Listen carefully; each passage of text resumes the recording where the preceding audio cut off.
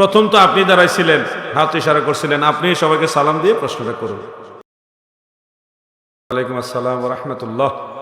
আমাদের মসজিদে ইমাম সাহেব বলছে যে সালাম দিলে 10 নেকি, উত্তর দিলে 10 নেকি, কিন্তু আমরা তো জানতাম সালাম দিলে 90 নেকি, উত্তর দিলে 10 নেকি। এখন আপনি সঠিক পাইছিলেন। কোন মসজিদের ইমাম সাহেব বলছে এটা? বাইতুন নূর জামে মসজিদ।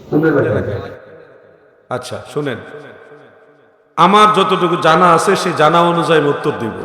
এর চেয়ে বেশি যদি কেউ জানেন আমাকে জানাইবেন। কিন্তু আপনাদের বলছি সালাম দিলে 10 নেকি কথাটা এটাও ঠিক না, উত্তর দিলে 10 নেকি ওইটাও ঠিক না, এখানে কথা আছে।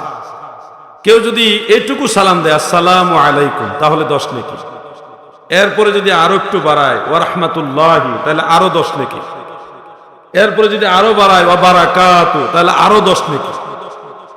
উত্তরের ক্ষেত্রে ঠিক সেম, ওয়া আলাইকুম আসসালাম 10 নেকি, ওয়া রাহমাতুল্লাহি আরো 10 নেকি, ওয়া বারাকাতু আরো 10 নেকি। তাহলে শুধুমাত্র 10 নেকি ফিক্সড করে বলা যাবে না, আপনাকে এইভাবে বুঝিয়ে বলতে হবে। 90 নেকির যে কথাটা, সালাম দিলে 10 নেকি, উত্তর দিলে 90 নেকি, এটা নিয়ে আমি বেশ কিছু কিতাবাদি ঘাটাঘাটি করছি, জানার চেষ্টা করছি যে আসলে 90 নেকির কথাটা কোনো একটা রেওয়ায়েতে পাওয়া যায় কিনা। আমি অনেকটা চেষ্টা করছি আলহামদুলিল্লাহ, কিন্তু এটার কোনো দলিল নস আমি পাই না। কেউ যদি পেয়ে থাকেন আমাকে জানাবেন, আমি শিখবো, কোনো অসুবিধা নেই। কিন্তু 90 নেকি, সালামের জবাব দিলে 90টা নেকি আমিও শুনছি, কিন্তু এটার দলিল আমি কোথাও পাই নাই। কেউ পাইলে আমাকে জানাবেন, আমি কোথাও পাই নাই। হ্যাঁ, সালাম দেওয়া সুন্নত, সালামের জবাব দেওয়া ওয়াজিব, এটা কোরআনের আয়াত দ্বারা প্রমাণিত, এটা মনে রাখবেন। কেউ আপনাকে সালাম না দিলে তার গুনাহ হবে না, কিন্তু দিলে অবশ্যই সওয়াব হবে। সালাম দিয়ে দিলে সেটা যদি আপনি বুঝতে পারেন তাহলে এটার জবাব দেওয়া আপনার জন্য ওয়াজিব, অবশ্যই জবাব দিতে হবে, নাহলে আপনি গুনাহগার হবেন।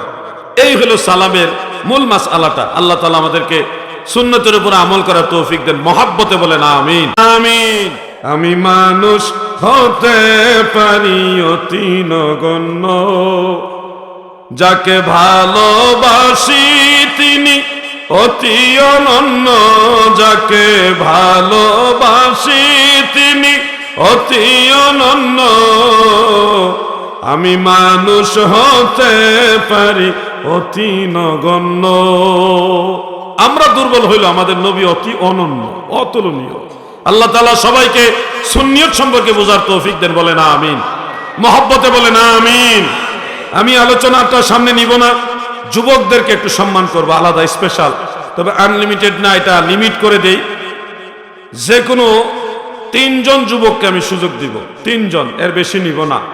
আপনারা ধর্মীয় এবং শিক্ষণীয় বিষয় সরাসরি দাঁড়ায় প্রশ্ন করবেন। প্রশ্নটা যেন আদবের সাথে হয়। আপনাদের কাছে চাওয়া হলো আদব এবং শিক্ষণীয় প্রশ্ন, কোনো রাজনৈতিক প্রশ্ন করবেন না, সরাসরি। আমি যুবকদেরকে বলবো আপনারা মানসিক প্রস্তুতি নিয়ে মঞ্চের কাছাকাছি আসেন, যেন আমি আপনাদের কথাটা স্পষ্ট শুনতে পারি।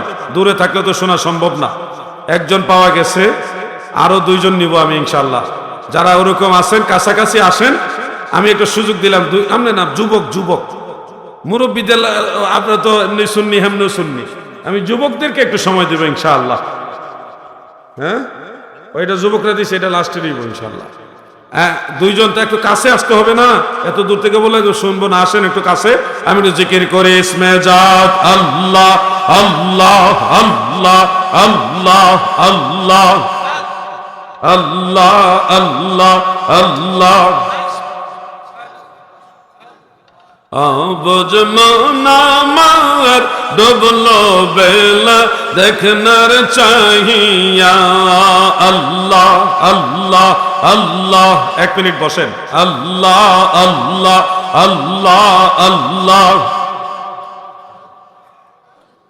আল্লাহ আল্লাহ আল্লাহ। লা ইলাহা ইল্লাল্লাহু মুহাম্মাদুর রাসূলুল্লাহ সাল্লাল্লাহু আলাইহি ওয়া আলিহি ওয়া সাল্লাম।